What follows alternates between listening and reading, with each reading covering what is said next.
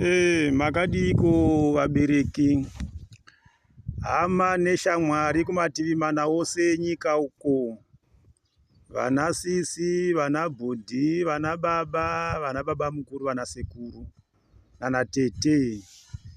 Isu tiri veBaimo Building Construction, basa redu nderekukuvakirai dzimba. Tibatei kana muine basa ramuinaro roda kuitiwa. Zimbabwe ino yose hazvina basa kuti muri kupi tinosvika. Kune vese vari kunze kwenyika, vasina vanovamiririra, makasununguka kutibata, tinokuitirai basa renyu chero muri kwamuri ikoko.